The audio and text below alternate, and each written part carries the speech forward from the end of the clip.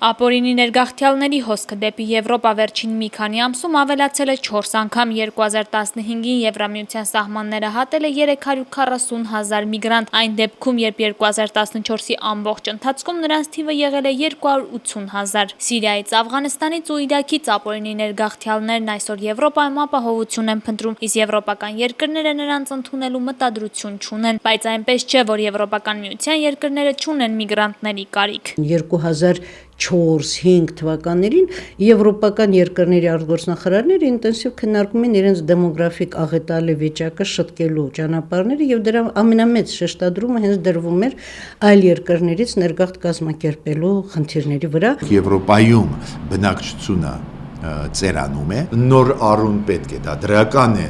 նոր ազգեր, ակտիվ ազգեր, բայց խնդիրը ինչու՞մ է, որ մեծ հոսք է ընկալել մարսել դա կլինի Եվրոպային շատ դժվար։ Չնայած տարբեր հայտարարությունների Եվրամիության անդամ երկրները կօգնեն միգրանտներին։ Եվրոպացիները փորձ ունեն ռիսկերի եւ այդ ռիսկերում կշռում են իրենց ձեռքբերելիքները եւ իրենց կորուստները եւ ձեռքբերելիքները վստահաբար իրենց այս ծրագրում ավելի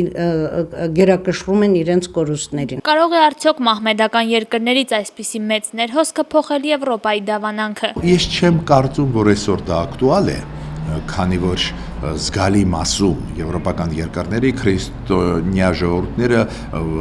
գերակշռոք մեծամասնություն են։ 50 տարվա կտրվածքով այո վտանգներ կան։ Ամբողջ աշխարհում 1 միլիարդ մարդ, այսինքն աշխարհի բնակչության 1/7-ը միգրանտ է, նրանց թվում են նաև բազմաթիվ հայեր, ինչ կլինի Եվրոպայում բնակություն հաստատածների ճակատագիրը նման իրավիճակում։ Այսօր իրանք վերադարձնում են Հայաստան տարեկան ասենք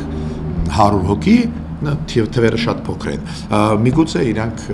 այդ դեպքում ավելի կոշտ քաղաքականություն, ավելի մեծ թվով հայեր կվերադարձնեն, ու ոչ միայն հայերի մասին է խոսքը, ուկրաինացիներին, վրացիներին։ Եվրամիության երկրների ներքին եւ արտաքին գործերի նախարարները մտադիր են հանդիպել Փարիզում հոկտեմբերին, քննարկելու համար ապօրինի ներգաղթյալների աննախադեպ հոսքը Եվրոպա, իսկ մինչև այդ բազմաթիվ փախստականներ շարունակում են վրաններում գիշերել տարբեր եվրոպական երկրների փողոցներում, կայարաններում ու կամուրջների տակ, իսկ այս տարվա ընթացքում արդեն 2500-ից ավել միգրանտ է զոհվել Եվրոպայում։